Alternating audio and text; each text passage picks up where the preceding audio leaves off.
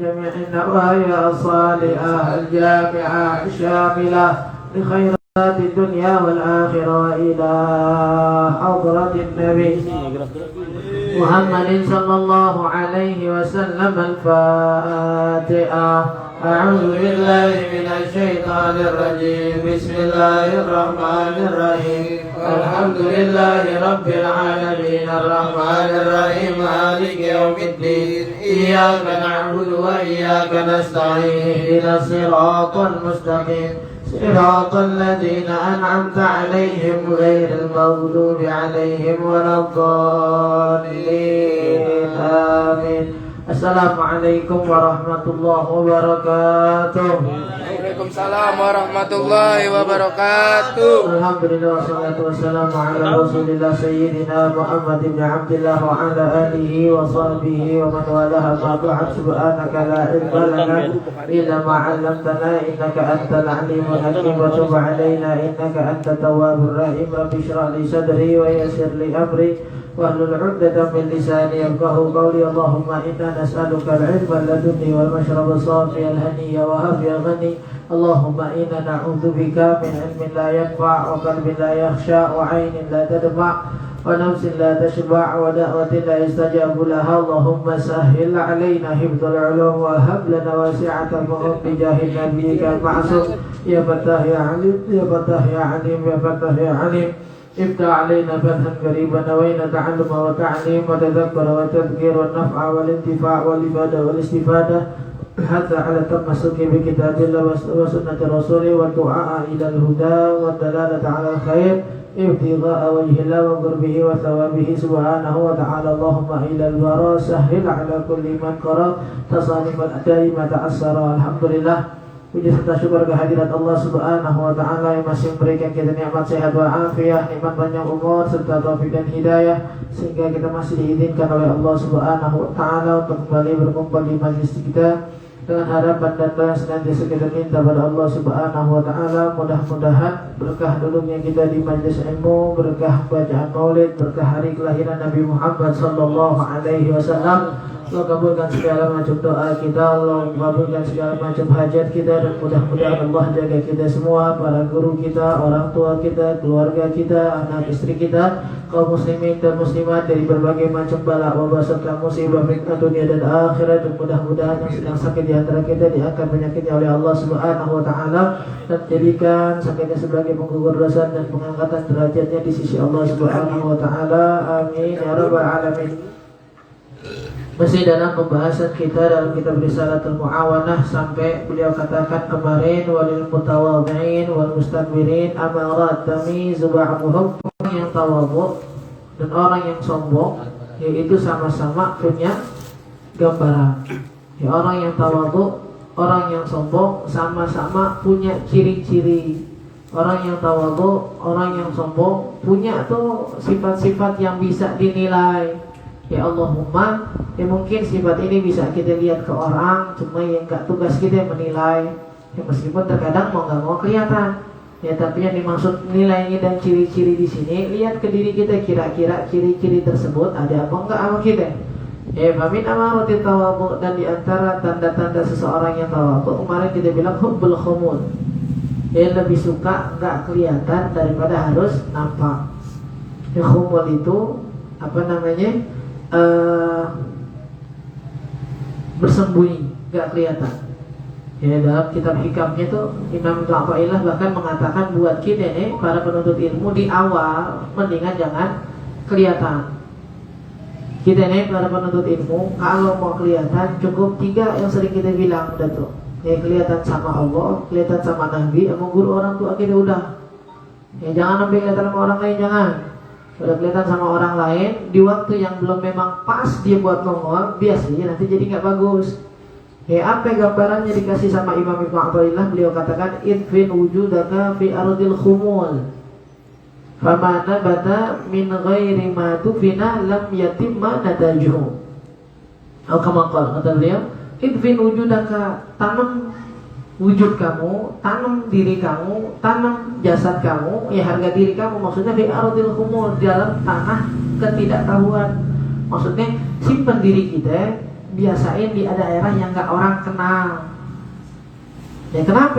Pamana batafi malam yudfan. Karena biasanya tumbuhan tuh kalau tumbuhnya nggak pakai ditanam, lam yatim munatajuhu, nanti biasanya hasilnya nggak bagus. Biasanya makin dalam dia, makin kuat akarnya, biasanya makin bagus numbuhnya. Ya, tapi orang-orang yang misalnya nggak pakai dipendam dulu, nggak dikuatin dulu akarnya, maunya nongol langsung, biasanya kena angin dikit, tumbuh. Ya makanya ketika belum terdidik, ya belum bisa ketahuan sifatnya apa ini segala macam, ya ketika ada pujian dikit lepas, ya ketika ada omongan dikit itu udah bisa sendiri nih sekarang jalan. Nah memang karena dia belum tahu hakikat dirinya gimana, tiba-tiba udah nongol di halayak ramai, nggak biasa dengan pujian. Ya kadang nggak dengan pujian, dengan cacian. Akarnya belum kuat, dicaci dikit jatuh mundur. Ya enggak dah, udah malas dah dicaci begini, enggak. Cacian pujian biasa. Yang penting kita berjalan dengan jalan yang telah diarahkan.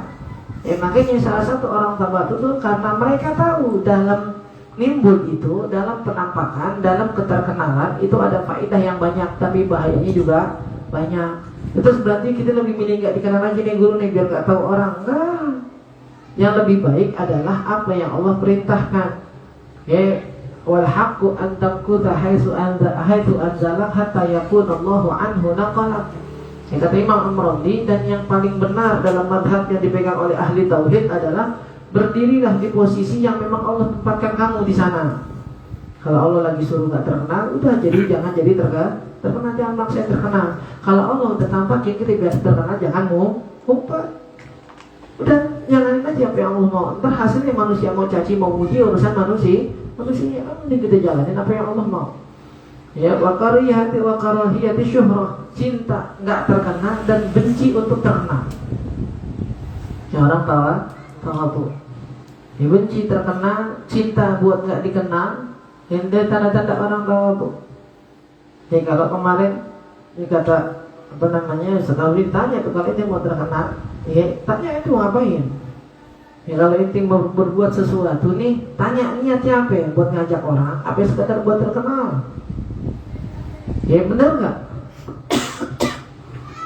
Benar nggak ketika kita nulis di status alhamdulillah hari ini puasa, hari ini lancar, alhamdulillah malam ini sholat tarawih 23 rakaat, alhamdulillah malam ini khatam baca 5 juz. Ketika kita tulis gitu, tanya dulu diri kita sebelum kita tulis, tanya dulu niatnya. Buat orang ngelihat diri kita hebat, apa emang biar orang tertarik? Kalau cuma sekedar biar orang mandang kita hebat, mandang kita jago, nggak usah ditulis-tulis. Jangan kata sekedar niat biar orang puji. Kalau ada niat dipuji sama ngajak aja, udah jangan mending ada. Kalau bisa murni niatnya biar orang termotivasi biar ngikut kayak kita. Kalau masih ada niat lain, jangan dah. Perkataan saya berkata Imam Haddad. Ya kalau kita masih belum bisa ikhlas banget, beramal aja, bukan berarti harus ngumpet akhirnya nggak beramal. Lu nggak sedekah malu, lu banyak orang takut riya. Lu di masjid nggak badiah tadi, aku ngeri riya. Itu nggak baca Quran disuruh sama guru checklist, jangan ada ngeri riya. Dia checklist suruh checklist, jalan aja udah. Bukan berarti ngumpet juga susah. Sekarang kita buat ngumpet benar-benar ya susah. Yang penting jangan dipaksakan untuk dilihat. Kalau kata orang natural. Natural aja. Jangan pakai siwak kalau lagi mau ke center kamera baru pakai siwak. Natural aja, pas pakai siwak ke center, iya udah. Nggak perlu pas mau lagi siwak mau di center kamera ngumpet biar nggak kelihatan pakai siwak. Tahu kenapa ya? Pakai siwak ke center ya udah. Jangan kelihatan kamera mau nyeter langsung pakai siwak baru. Pakai pecinya ridaknya dipakai baru pas mau kamera mau center, jangan yang begini, jangan. Karahiyati syuhrah, jangan suka pengen terkenal. Wa qabulul haq mimman ja'a bihi min syar'in aw wadhi'ah. Gambaran tawadhu juga yang paling besar gimana adalah ketika dia bisa menerima nasihat dari yang mulia ataupun yang lebih hina dari dia, dari yang lebih tua ataupun dari yang lebih muda, dari yang lebih pintar atau mohon maaf dari yang lebih bodoh dari dia. Qad kana yujadu fil mafdul ma la yajidu fil fadil, kalau kata ulama. Terkadang ada sesuatu yang Allah titipkan pada orang-orang yang nggak terlihat pintar. Ya, yang hal itu nggak ditemui di orang-orang pintar. Ya, terkadang ada nih diangkat jadi bos. Kenapa? Karena skillnya, karena kepintarannya ini apa segala macam. Ya kan ya? Jadi bisa ngatur keuangan, dia bisa marketing, dia bisa hubungan sama perusahaan lain. Mohon maaf, kalau disuruh ke kamar mandi, suruh nyikatin bisa apa kagak? Bos nih, manajer, ya direktur misalnya gitu. Ya, Masya Allah, berkah dia pegang nih perusahaan, langsung melesat. Ya, banyak kerjasama, banyak tawaran proyek. Ya, pinter, lulusan ini apa segala macam. Bagus. Mohon maaf, kamar mandi kotor. Kamar mandi kotor, bisa dibersihin nggak? Kita tes. Kamar mandi yang dibersihin sama direktur, sama yang dibersihin sama OB, bersihan mana? Yang dibersihin sama cleaning service, bersihan mana? Berarti kan ada satu hal yang bagus dimiliki sama cleaning service, gak dimiliki sama direktur. Ya, sama juga nasib terkadang. Ya, kita Masya Allah nih. Yang kita Masya Allah, yang gua abang lihat kita pintar, Masya Allah, anak majelis, ustaz, apa segala macam. Terkadang ada satu titik yang kita nggak lihat, yang mungkin dilihat sama orang-orang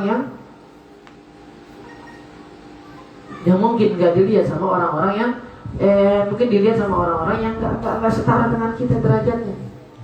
Makanya wajar kita terima nasihat, karena nggak semua orang yang memiliki nasihat yang pasti. Ya, mentang-mentang ustaz langsung dimiliki semua gitu.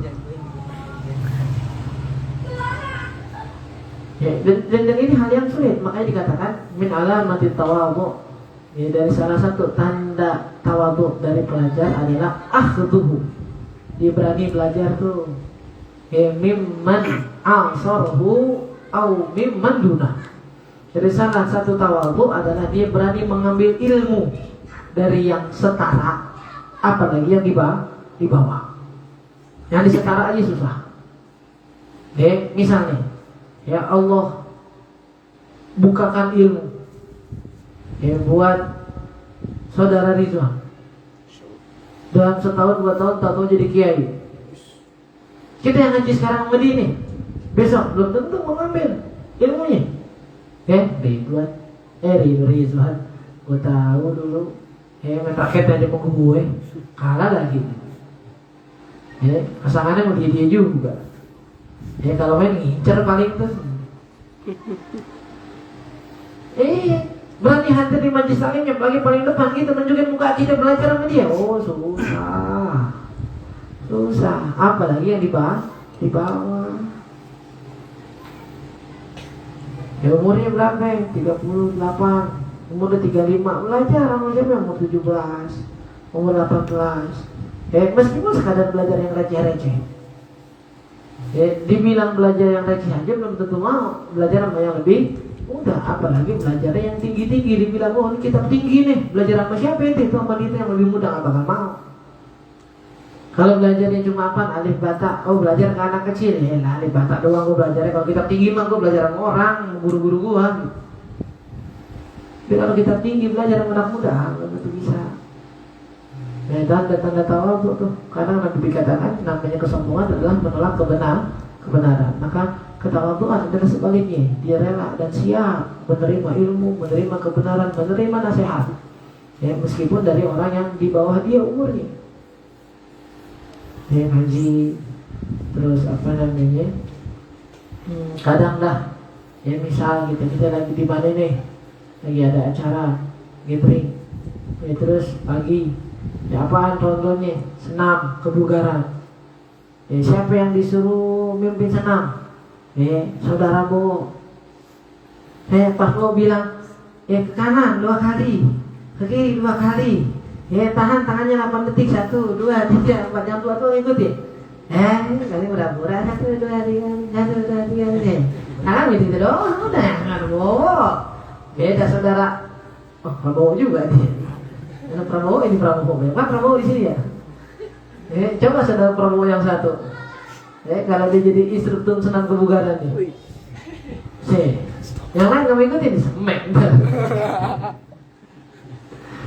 Ya kan begitu kan ya. Emang harus tabiat kita begitu. Itu ada gambaran kesombongan di kita. Kenapa? Meskipun terkadang bukan remehin, emang ada sebagian orang yang malas aja begitu kan sebenarnya gitu. Senam-senam kebugaran malas dah gitu. Emang nggak pernah senam kebugaran, emang malas aja bukan ngeremehin ada. Ya tapi terkadang begitu ada gambarannya kalau yang mimpin bosnya, yang mimpin bosnya, gua apa namanya, yang gaji dia. Kalau ketahuan gitu bosnya lagi jadi instruktur senam nggak diikuti takut ditegur, akhirnya pada masya Allah. Ya bener-bener banget tuh, lehernya dibengkokin sama dia. Bosnya depan muka, kalau bosnya lagi nyontohin nggak diikuti bisa turun gaji lah besok. Ya tapi giliran yang jadi instruktur ini siapa? OB, cleaning service di tempatnya. Ya, paling diketawai. Lagi senam diketawai, dibilang lebay, dibilang lama nih senamnya nih. Itu gambaran kita tuh. Gambaran kita mau tahu enggak ini nasihatin, oke? Saya dikasih tahu, apa namanya diajarin atau kita nggak ilmu nanya dan kita tahu ilmunya ada di dia doang, ya udah. Makanya ketika Sayyidina Abdullah bin Abbas mau nuntut ilmu, masya Allah nih, beliau datang jauh-jauh. Lupa daerah mana ya, dari Madinah kemana gitu. Itu ngetok pintu rumahnya dari jam 8 pagi nggak dibukain. Emang nggak kedengeran. Dan masya Allahnya adabnya sebagai orang yang pengen ngaji bener diri depan pintunya.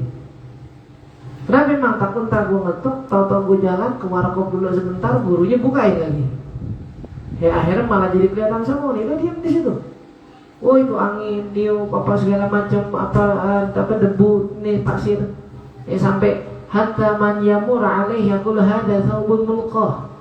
Kalau seandainya ada orang lewat melihat Abdullah bin Abbas depan pintu tadi, ini orang ada baju nih. Saking nggak kelihatan udah dekilnya, ketiup angin, ketiup debu nih segala macam nih.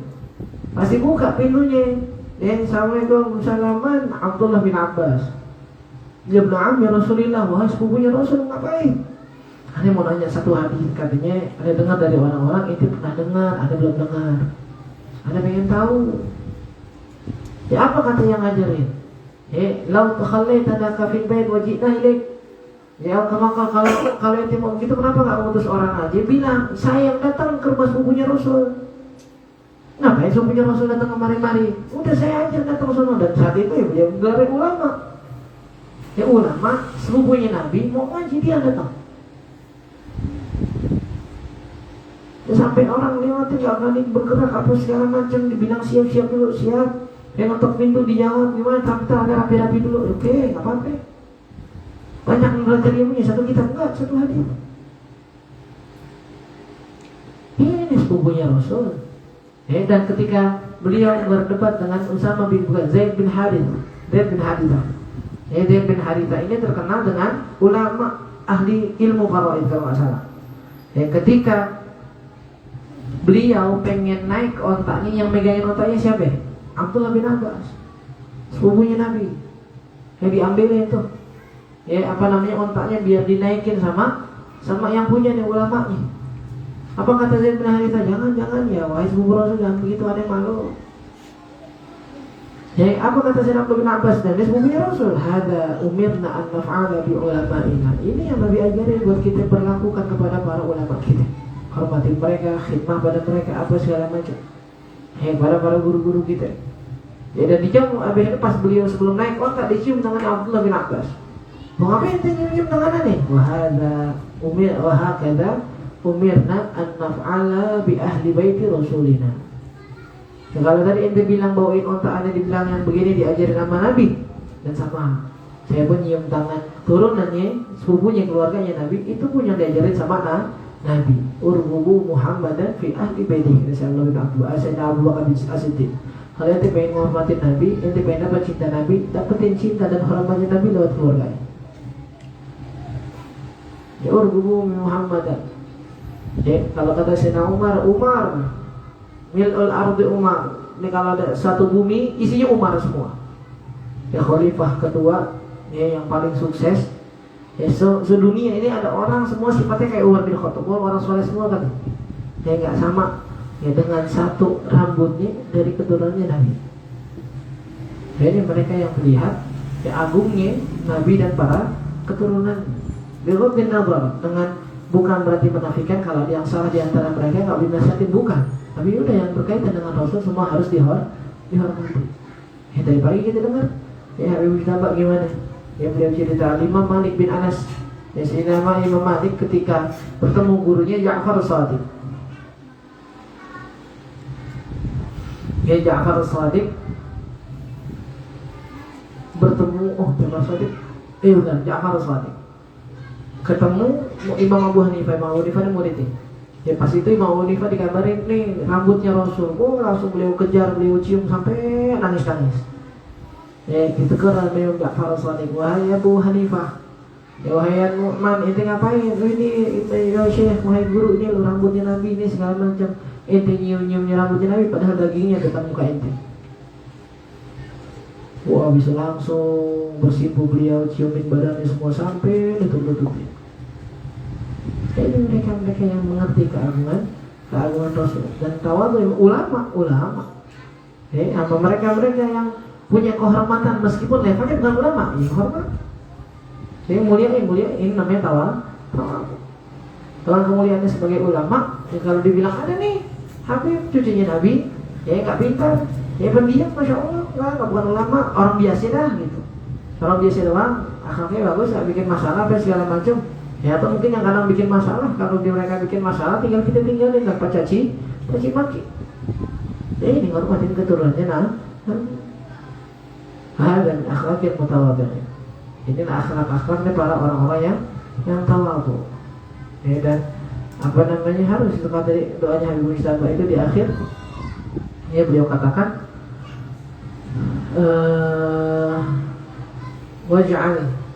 waj'alin nabiyya mauludan fi qulubina. Ya, dan di malam 12 Rabiul Awal ini atau di hari 12 Rabiul Awal ini Allah jadikan Nabi kembali terlahir di hati kita. Oke, tadi bilang karena pas sebelum turun tadi ngelihat Instagram, ya lewat tuh berita dari Bolanet. Ada berita, ya Neymar. Ada berita Neymar. Dan di situ dibilang Neymar kan udah pindah ke Santos tuh. Ya gajinya jauh daripada di waktu dia di Al Hilal kan ya, di Al Hilal. Ternyata dia dapat rezeki dari arah yang tak terduga. Udah takwa juga nih. Bahasanya ada rezeki dari arah tak terduga nih. Dari mana dia dapat duit? Dia dapat duit beserta aset. Ya miliaran. Ya dari mana ya ratusan miliar kalau dari mana? Dari salah seorang fans fanatik nih, yang menjadikan hartanya atau mendaftarkan Neymar sebagai pewaris tunggal dari semua harta. Jadi hartanya gak kemana-mana. Hartanya semua jatuh ke Neymar. Fans sepak bola berani memberikan semua hartanya, pengen dikenal sama orang, berbuat kepada idolanya dengan memberikan semua harta dan asetnya kepada sepak bola yang dia cintai, yang dia idolai. Dan pas baca itu cuma mungkin lucu gitu, cuma ngenes aja gitu. Ngenesnya apa? Ngenesnya di diri kita dah. Yang diri kita yang cinta sama Nabi, jadi mengidolakan Nabi. Sejauh mana kita berani berkorban buat Nabi? Ya, pernah kita yang ngambil duit sekantong-kantongnya gitu semuanya kita keluarin buat Nabi? Ya, kita bisa punya duit 10 juta, berani sedekah 10 juta, berani sedekah 1 juta, itu keren banget tuh dah. Tapi ini Masya Allah buat manusia yang gak ada manfaatnya buat dia di akhirat. Ya kalau mohon maaf, kalau dia menyedekahkan hartanya ke gereja, ya ke pastor gitu ya, pastor kan ustadznya mereka lah istilahnya gitu, kali dah yang mengharapkan keberkahan Tuhannya gitu. Kagak, ke sepak bola duitnya ratusan miliar sama asetnya dikasih. Ya makanya Nabi ketika menceritakan atau memberikan hadis tentang masalah keimanan, Nabi bilang gak bakal sempurna iman seseorang. Dia secara gak langsung kayaknya mohon maaf gitu bahasanya gitu. Kenapa dia bilang imannya gak sempurna? Harusnya kita meyakini bahwasanya cara selamat kita di akhirat itu lewat Nabi. Kan imannya. Makanya imannya gak sempurna sampai terlihat. Bukti imannya tersebut pada prakteknya yang dia lebih mencintai Nabi daripada dirinya, daripada orang tuanya, daripada anak-anaknya, daripada hartanya dan semua manusia yang lain. Kalau emang itu ngerasa ya Nabi yang menyelamatkan di akhirat, harusnya keimanan seperti itu terlihat dari mana ente berani barang yang ente selamat di akhirat. Kalau ente ngerasa ada pengacara nih yang bisa bikin ente lolos dari persidangan, kan ente bilang, bayar berapa gue bayarnya, yang penting gue selamat di persidangan. Berarti kalau kita pengen selamat di akhirat dan kita yakin beriman bahwasanya Nabi yang bisa nyelamatin kita, harusnya kita berani bawain semuanya. Kita berani ninggalin orang tua kita berani ninggalin anak kita berani ninggalin harta kita berani ninggalin siapapun. Dan kita berani mengorbankan diri kita sendiri buat nanti sebagai gantinya nanti selamat di akhirat. Ma ladza bil Mustafa maghlubun illa intasar. Dan gak ada yang kembali merapat bersandar ke Nabi. Setiap orang yang merasa susah dan kalah kecuali bakal menang dan bahagia. Mamadali khairi khalqiyadan ahadun illa wabihi sa'ida. Gak ada satupun dari makhluk yang menjulurkan tangannya ke Nabi kecuali dia bakal bahagia. Makanya tadi cerita yang Habib bisa buat semua, cerita tentang para ulama yang disebut nama Nabi nangis, sebut nama Nabi ngebungkuk, sebut nama Nabi merah mukanya, menguning mukanya. Apa yang mereka rasain? Apa yang mereka rasain? Kalau kita bilang mereka nggak punya fasilitas yang begitu mewah di zamannya, tapi kenapa hidupnya bisa enak? Jawabannya mungkin itu. Karena mereka hidup bersama Nabi Muhammad. Makanya, ayo kita usahain lagi biar Nabi bisa hidup di dalam diri kita, dalam hati kita, dalam perbuatan kita, dalam ucapan kita, dalam kehidupan kita. Biar hidup kita enak. Kata Allah nggak bakal mengazab orang, kaum, kampung, kota, negara yang dalamnya ada Nabi. Insya Allah kalau Nabi ada di tengah-tengah rumah kita, Allah nggak bakal ada rumah kita. Masalahnya kalau Nabi kita dari bagian ada di rumah kita itu apa? Yang kira-kira kalau Rasul datang, yang ada di dalam itu hal-hal yang nangin Nabi semua, apa yang bikin Nabi jadi malu dan marah? Kalau di dalamnya hal-hal yang bikin Nabi senang, Nabi mau masuk ke rumah kita, insya Allah aman. Wallahu a'lam. Al-Fatihah. A'udzubillahi minasyaitonirrajim. Bismillahirrahmanirrahim. Alhamdulillahi rabbil alamin arrahmanir rahim maliki yaumiddin. Iyyaka na'budu wa iyyaka nasta'in. Ihdinas siratal mustaqim. Siratal ladzina an'amta 'alaihim ghairil maghdubi 'alaihim waladdallin. Amin. Astaghfirullahaladzim. A'udzubillahi minasyaitonir rajim. Bismillahirrahmanirrahim. Alhamdulillahi rabbil alamin. Wassallallahu ala sayyidina Muhammadin wa ala alihi wa sahbihi ajma'in. Wa la yarshadu li na'ti man ansabuhu tuhil quluda tuhayyijul asjada. Wallahu qadafna alaihi fama yusawil qawlu minna aw yakunu sanana. Lakinna hubban bisarairi kata alimadihi sofwati rabbina wa هدانا وإذ امتددنا بالمودة هاهنا نرفع أيدي فقرنا ورجانا للواحد الأحد العلي إلهنا متوسلين بمن إليه دعانا مختاره وحبيبه وصفيه زين الوجود بهم الله أبانا يا ربنا يا ربنا يا ربنا بالمصطفى قبلنا جب دعوانا أنزلنا يا ذخرنا في هذه الدنيا وفي أخرانا أصلح لنا الأحوال واغفر ذنبنا ولا تؤاخذ ربي إن أخطأنا واسلك بنا في نهج طه المصطفى ثبت على قدم الحبيب خطانا أرنا بفضل منك طلعة أحمد في بهجة العين الرضا ترعانا واربط به في كل حال هب لنا وهبال من ود ومن والانا والمحسنين ومن أجاب نداءنا وذوي الحقوق وطالبا أوصانا والحاضرين وساعيا في جمعنا ها نحن بين يديك أنت ترانا ولك رجونا فأكد سؤلنا واسمع بفضلك يا سميع دعانا وانصر بنا سنة طه في بقاع الأرض واجمع كل من عادانا وانظر إلينا وانظر إلينا وانظر إلينا واسقنا كأس الهنا واشفي وعافي عاجلا مرضانا واقضي لنا الحاجات واحسن ختمنا عند الممات وأصلح عقبانا يا ربي واجمعنا وأحبابا لنا في ذلك الفردوس يا رجوانا يا ربي واجمعنا وأحبابا لنا في ذلك الفردوس يا رجوانا يا ربي واجمعنا وأحبابا لنا في ذلك الفردوس يا رجوانا بالمصطفى صل عليه وآله ما حركت ريح الصبا أغصانا سبحان ربك رب العزة عما يصفون وسلام على المرسلين والحمد لله رب العالمين. إلهي بجاه الأنبياء